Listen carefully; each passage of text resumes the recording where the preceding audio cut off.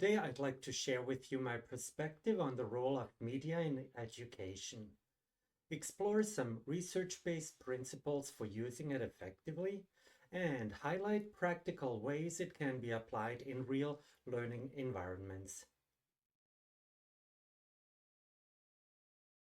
We'll start with my views on media in education, looking at impact on learning, choosing the right media, resulting learning outcomes, and the importance of skills in using media.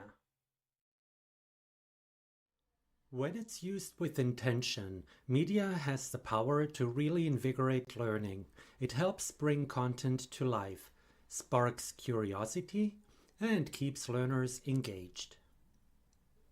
Research supports this too. According to Meyer's multimedia principle, people learn better when we combine words and visuals rather than using words alone. But it's not about using just any media. It's about using the right media for the audience, the purpose, and the delivery format. For example, a quick explainer video might be great for self-paced online learning, but in a live workshop, a real-time simulation might work better.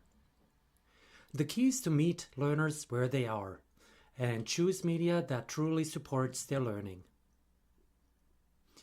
I also see media as a powerful way to improve learning outcomes. It creates space for interaction, gives meaningful feedback, and encourages critical thinking.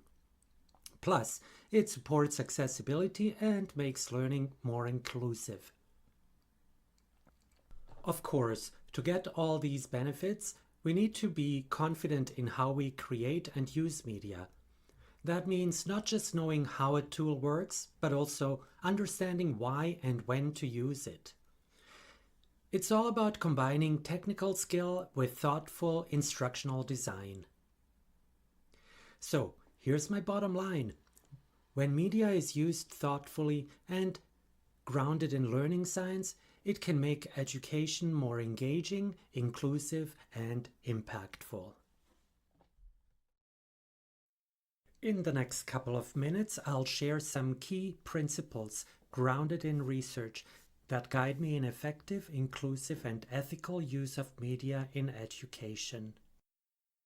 Starting with Richard Meyer's multimedia design principles. For instance, the segmenting principle can help reduce cognitive overload by breaking information into smaller and more manageable chunks. Another prime example is the multimedia principle, which helps enhance retention and deepen processing by pairing words with meaningful images compared to using text alone. This simple shift can lead to better comprehension and retention. Next up is Universal Design for Learning, or UDL. With UDL in mind, we offer choices in the ways learners engage, process, and express knowledge. The goal is to design media that works for everyone, learners with disabilities, diverse linguistic backgrounds, and varied learning styles included. We now come to accessibility. Educators should be aware that accessibility means adhering to the Web Content Accessibility Guidelines, WCAG, which cover making digital media perceivable, operable, understandable, and robust. That includes features like alt text, high contrast visuals, and keyboard-friendly navigation. Moving on to ethics. Copyright matters reminds us of our responsibility to respect intellectual property rights by employing only licensed or Creative Commons content, along with knowledge of fair dealing rights. It is part of our professional obligation to use media responsibly. Finally, as Buchem and Hammelmann highlight, Media should be contextualized, focused, interactive, reusable, and relevant. Especially with graphics while designing for mobile or microlearning formats, it's good to keep the ultimate goals in mind. In summary, when we create media that's clear, inclusive, accessible, and grounded in ethics, and we base our choices on solid research, media becomes more than a tool.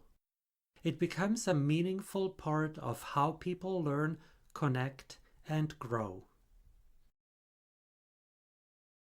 As I integrate media into my work, I'm guided by evidence-based learning design principles. That's principles that emphasize clarity, relevance, and accessibility. This approach helps media do more than just deliver information. It becomes a way to enhance performance, solve real problems, and truly empower learners. My main delivery method? Microlearning modules. That's short, focused bursts of content made for just-in-time learning. These are especially useful in workplace settings where adult workers might need quick access to job aids, how-to videos, or decision support without stepping away from their tasks. By keeping media modular and searchable, I can help learners find exactly what they need, right when they need it. Most of my work falls into two areas: workplace performance support and public access to online government services. For employees, media becomes on-demand training, guiding them through systems, procedures, or compliance steps, to name a few. For the public, especially those navigating digital services, media can take the complexity out of the process. With clear explainer videos, interactive walkthroughs, and easy-to-follow visual FAQs. Since I'm designing for adult learners and the general public, everything I create needs to be practical, intuitive, and inclusive. Adults are busy and goal-focused, so content needs to be efficient and clearly tied to purpose. I also consider a wide range of literacy levels, language backgrounds, and comfort with technology. That's why I include things like audio narration, captions, and clear, impactful visuals, so the content works for as many people as possible. In the end, I want media to be more than just a delivery tool. I want it to support real learning, real action, and to remove the barriers that stand in the way. Because when media is designed thoughtfully, it meets people where they are and helps them get where they need to be.